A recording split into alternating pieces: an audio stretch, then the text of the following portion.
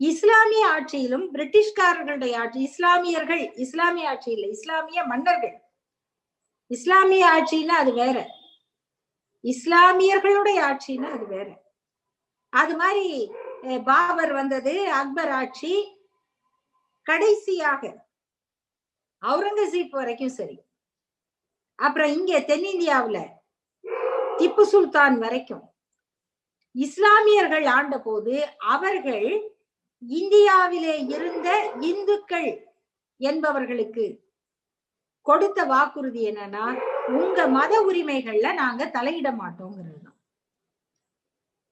நீங்க உங்க வேலையை பாத்துக்கங்க. அதுக்கு யாரை வச்சு அவங்க தீர்ப்பு சொல்லுவாங்கன்னா, அதுக்கு சாஸ்திரம் தெரிந்த பண்டிட் ஜீஸ் இருந்தாங்க.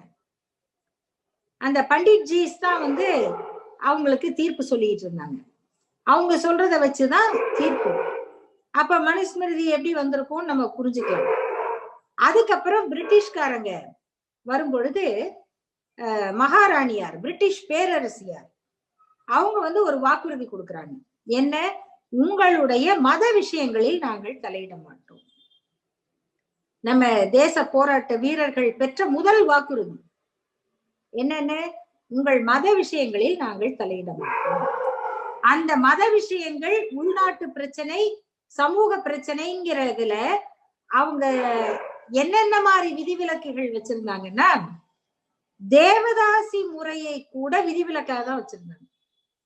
ஏன்னா அது மத விஷயம். குழந்தைகளை 7 வயசு 8 வயசுல கோயிலுக்கு அர்ப்பணிக்கிறது, பொட்டு கட்டுறது, அந்த பழக்கத்தை ஆங்கில அரசினுடைய சட்டம் தடுக்குது. இது ஃபிளஷ் ட்ரேட் மாதிரி. இபிகோவிலேயே மைனர் பெண்களையோ மேஜர் பெண்களையோ விற்பது குற்றம். அதுவும் அவர்கள் செக்ஷுவல் அபியூஸுக்கு ஆளாவாங்க, பாலியல் கொடுமைகளுக்கு உள்ளாவாங்க அப்படின்னு தெரிஞ்சே விற்பதும் வாங்குவதும் குற்றம் அப்படின்னு சட்டம் இருக்கு. ஆனா எப்படி தேவதாசி முறை இருந்ததுன்னா, இது கோயிலுக்கு செய்வது, இது மத சம்பந்தப்பட்டது, ஆகையினால இபிகோவிலேயே இது வராதுன்னு வாங்கிட்டாங்க. என்ன சாமர்த்தியம் பாருங்க. அதுக்கப்புறம் 1925 நினைக்கிறேன் அந்த சட்ட திருத்தம் இபிகோ திருத்தப்படும் போது இந்த எக்ஸம்ஷனை எடுத்துடுறாங்க, விதிவிலக்கு. ஆனாலும் தேவதாசி முறை ஒழிக்கப்படல. அப்பதான் இங்க மூவாலூர் ராமாமிர்தம்மையார் போன்றவர்கள் போராடுறாங்க. டாக்டர் முத்துலட்சுமி ரெட்டி அவர்கள் பலமுறை தீர்மானம் கொண்டு வராங்க. அந்த தீர்மானத்துக்கு எதிராக பேசிய தேசிய பேச்சாளரான சத்தியமூர்த்தி ஐயர் அவர்களுடைய பேச்சுலதான் இந்த குறிப்பை சொல்றாரு.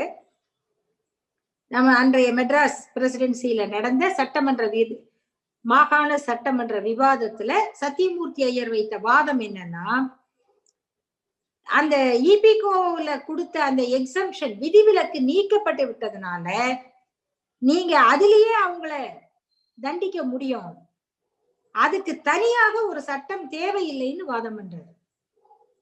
அதை படிக்கும் போதுதான் தெரியுது, ஓஹோ இவங்க இதுக்கெல்லாமா மத பிரச்சாரம்னு விதிவிலக்கு வாங்கி வச்சிருந்தாங்க. அப்படி ஜாதி சம்பந்தப்பட்ட சடங்குகள்லயும் ஆச்சாரங்கள்லயும் பிரிட்டிஷ் அரசு தலையிடக்கூடாது.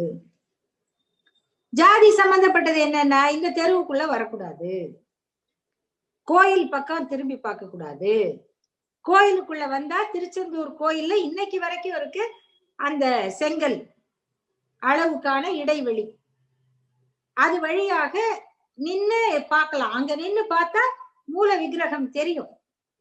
அத கட்டடக்கலைக்கான சிறப்பு மாதிரி சொல்றாங்க. கட்டடக்கலை தான், ஆனா எதுக்கு வந்தது, எதுக்காக வைக்கப்பட்டதுன்னா, நம்மளுக்கு அங்க இருந்து இது மாதிரி பயோஸ்கோப் பாக்குற மாதிரி இங்க இருந்தே பாத்துக்கங்க அப்படின்னு டெலிஸ்கோப் கண்டுபிடிச்சாங்க. இந்த அறிவெல்லாம் இவங்க மதத்துக்குள்ள வீணாக்காம அறிவுபூர்வமாக சமூகத்துக்கு பயன்படுத்தி இருந்தா அமெரிக்காவை விட உயர்ந்த விஞ்ஞானம் உள்ள நாடாக இருந்திருக்க முடியும். இது அத்தனையும் இந்த கேவலமாக மனிதர்களை ஒதுக்கி வைப்பதற்கு, மனிதர்களை இழிவுபடுத்துவதற்கு, நாங்களே உயர்ந்தவர்கள் அப்படின்னு பெருமை பேசுறதுக்கு பயன்படுத்தினதுனாலதான் இவ்வளவு நுட்பமான கலைகள் ஜாதி என்கிற சாக்கடைக்குள் விழுந்து விட்டன. சேத்துக்குள்ள விழுந்திருந்தா கூட எப்படியா புரட்டி இரட்டி எடுத்திருக்கலாம். அது சாக்கடைக்குள் விழுந்து விட்டது. அதனாலதான் அதை நம்மால அறிவியலாக கொண்டு வரவே முடியாம போச்சு. அப்படி பிரிட்டிஷ் அரசு கிட்ட இருந்து இவங்க பயன்படுத்திக்கிட்டு இருந்த அப்புறம் இந்த உரிமையை வாங்குறதுக்கு தானே காங்கிரஸ் வந்துச்சு. இந்த காங்கிரஸ்க்கு அவங்க என்ன பேர் வச்சாங்க அப்படின்னு சொன்னா, காங்கிரஸ் கட்சியினுடைய முதல் பெயராக அவர்கள் வைத்தது பாரதிய ஜாதிய ஐக்கிய சங்கம்ன்றதான். பாரத ஜாதிய ஐக்கிய சங்கம். இத காங்கிரஸ்ங்கிற பேர் அப்புறம் தான் தீர்மானம் ஆச்சான். இந்த பாரத ஜாதிய ஐக்கிய சங்கம்ங்கிற பேருக்கு நிறைய ஆதரவுகள் இருந்தது. ஸ்ரீமான் சிப்லோங்கர் எல்லாம் வந்து அதை ஆதரிச்சார். அவங்க எல்லாம் மும்பையில பூனேல தான் முதல் கூட்டம் நடந்துச்சு அப்படின்னு சொல்லி இந்த வரலாற்றை பாரத ஜனசபை காங்கிரஸ் மகாசபையின் சரித்திரம் எழுதியவர் யாருன்னா மகாகவி சுப்பிரமணிய பாரதி. அவர் எழுதின அந்த நூல்ல தான் சொல்றாரு பாரத ஜாதிய ஐக்கிய சங்கம் அப்படின்னு. அதுல கூட அவங்களால அந்த பேரை விட முடியல. ஆனா அவங்க அதுல என்ன சொல்றாங்கன்னா, ஆக இந்த பாரத ஜாதி அப்படின்னு குறிப்பிடுறாங்க. அப்ப இது மொத்தமாவே ஒரு ஜாதி, அப்படியாவது எங்கேயாவது சேர்த்துக்கிட்டு இருக்காங்களா அப்படின்னு பார்த்தா அதுவும் கிடையாது. அப்ப பிரிட்டிஷ் காலத்திலேயே இவங்க என்ன பண்ணாங்க, கொஞ்சம் கொஞ்சமாக மேலிடத்தை பார்ப்பனர்கள் பிடித்தார்கள். பிரிட்டிஷ்காரங்களோட அவர்களுக்கு அப்படி ஒரு ஐக்கியம் இருந்திருக்கு. அவங்களுக்கு மொழிபெயர்ப்பாளர்களாக, துபாஷ்களாக, பேஷ்வார்களாக இவங்கதான் இருந்திருக்காங்க. அப்போ அந்த பொறுப்புகள் எல்லாம் இருந்து ஆங்கிலம் கற்றுக்கொண்டு, அதனால வெள்ளைக்காரனை விட அழுத்தம் திருத்தமா பேசுவாங்க. அவங்க 35னா இவங்க 35 அப்படின்னு அழுத்தம் திருத்தமா ஆங்கிலம் பேசுறது. அப்புறம் நமக்கு தெரியாது, நம்ம படிக்க கூடாது, மிலேச்ச பாஷை, நீங்கெல்லாம் படிக்க கூடாது. இப்ப கூட பாத்தீங்கன்னா அது அந்நிய பாஷை. யாரு சென்ட் சேவியர்ஸ் காலேஜ்ல படிச்ச அத்வானில இருந்து எல்லா இங்கிலீஷ் காலேஜ்லயும் படிச்ச பரம்பரைகள்லாம் சேர்ந்துகிட்டு நீங்க இங்கிலீஷ் படிக்க கூடாது, அது அந்நிய பாஷை, அதுக்கு பதிலா என்ன படிக்கணும், சம்ஸ்கிருதம் படிக்கும். சம்ஸ்கிருதம் அதுல என்ன நீங்க படிச்சு நீங்க எங்களுக்கு கத்து கொடுத்து அதுல இருக்கிற சயின்ஸை நாங்க தேடி பிடிச்சு நாங்க அதாவது ஏன் உருப்பிட்டீங்க, எப்படி எல்லா நாட்டிலையும் போய் பிளைட்ல ஏறிக்கிட்டு உங்க தண்டட்டி போட்ட பாட்டி எல்லாம் பிளைட்ல ஏறுது இறங்குது, உங்க அப்பா அம்மா எல்லாம் பென்ஷன் வாங்கி ரிட்டையர் ஆகி அவர் பிளைட்டை நிமிந்து பாத்துக்கிட்டு இருந்தாரு. அவங்க எல்லாம் வந்து எங்க 2ஆவது மருமக முழுவாம இருக்காங்க, அதனால வந்து நாங்க பிரசவத்துக்கு போறோங்க அப்படின்னு வந்து பிளைட்ல ஏறி வர்றாங்க. இதெல்லாம் என்ன, நீங்க இங்கிலீஷ் படிச்சதுனால தானே, அதனால இங்கிலீஷ் படிக்காதீங்கன்னு இன்னைக்கு எப்படி சொல்றாங்களோ அதே போல அன்னைக்கே நமக்கு சொன்னாங்க. ஆனா அவங்க இங்கிலீஷ் படிச்சாங்க. படிச்சுட்டு பிரிட்டிஷ் அரசு இருக்கும் போதே இந்தியர்களுக்கான இடங்கள் அப்படின்னு இவங்க பேரம் பேசி வாங்கினாங்க.